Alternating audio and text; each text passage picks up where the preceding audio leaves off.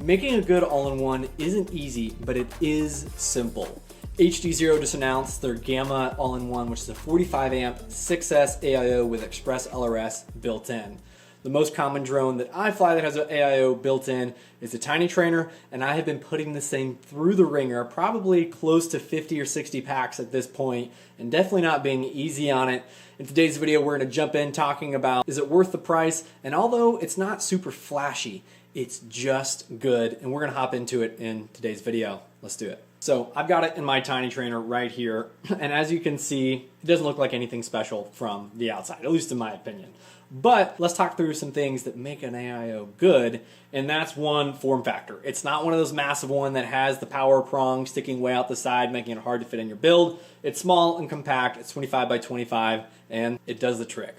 Next thing, it does have USB-C for plugging into Betaflight. Nothing special, but again, I don't want to carry around micro USBs anymore. I would love to not. I do, but everything moving to USB-C gets a +1 from me in my book. Next, HD plugs right in the side. The AIO V2, or the Whoop Light V2 that I have, plugged right in the side, no problem. OSD popped right up, it just works. Now that being said, this AIO does not work on analog, so if you're an analog guy, this isn't going to have the OSD chip on board. However, for all my rigs these days for racing, of course, going to be HDzero. And if you're doing a freestyle rig of some kind with DJI or Walk Snail, it too will plug right in there because the plug is standardized. Up next is it has a ELRS receiver built in. It's not SPI, it's full UART, real ELRS receiver capable of doing, 1000 hertz or D500 or F500 or whatever your favorite is. No compromises. It is one singular antenna, and as you'll see, the one antenna is kind of the perfect length to come right up under the nose. So it comes around this first corner if you mount it the way I do, and I'll show you a video of that more close up, and it can mount right on the nose, which is perfect for the Tiny Trainer V2. And in my opinion, pretty dang good. Again, it's not special, but it's good, and having that all in one package, in my opinion, is really impressive. The next thing is the price point. This thing is a $90 AIO, which, if you don't know much about AIOs on the market, is pretty dang impressive. Something like my previous most used AIO being the Hack RC F722, I think we sell them for $92, and it does not have an Express LRS receiver built in. So it's $92 plus anywhere from $10 to $25 for a receiver on top of that.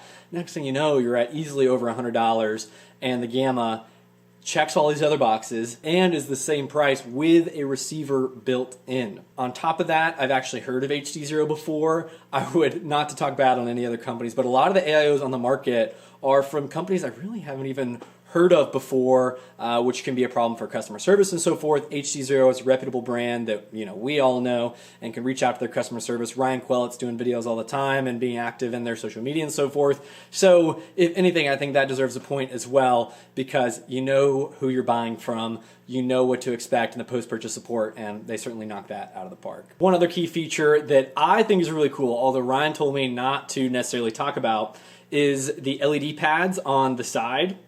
So you'll see there I have my LED soldered to that corner, and then you'll see the same thing, my LED soldered to this corner, which is super, super nice because the LED wiring is super easy, short wires, and it's just kind of nice, to be honest with you.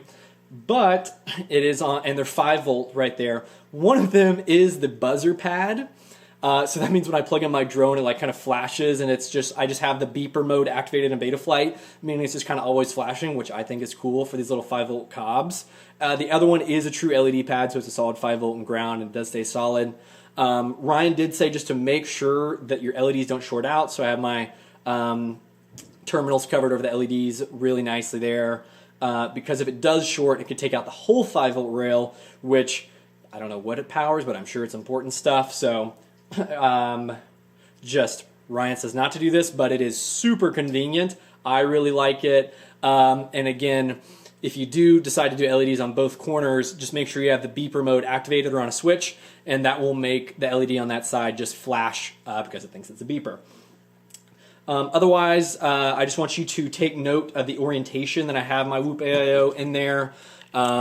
There are certain configurations in which the Whoop light had some bigger components that would touch the USB port and, you know, short that out, and you don't want that to happen. So Ryan did also mention to me, mine's a prototype unit, so I had to put a piece of electrical tape over the USB port. I believe he said the production units will have some type of insulation over that, but maybe it's good to double up on that just to be safe.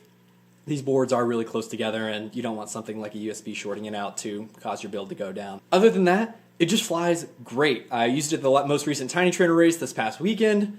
I was the top qualifier. I didn't stick around for the race, unfortunately, but it flew great. It's been beat to heck. I've turtle moded it. I've held full throttle. You know, I've only done this on the 3-inch Tiny Trainer. Technically, you could go up to, you know, bigger rigs, but they do recommend you stick to like 4-inch and maybe ultralight 5-inch rigs. I've only done it on 3S so far, but of course it can go up to 6S. I really think it's a great all-in-one, and I'm not here to say that one thing in particular is just absolutely amazing, but it's really good in all departments and from a reputable company, so it's tough to beat. I'm going to flash over some DVR from the most recent Tiny Trainer race, which you guys should absolutely come to. If you want to check it out, it is available at 533 right now down below. Certainly worth checking out before stock runs out.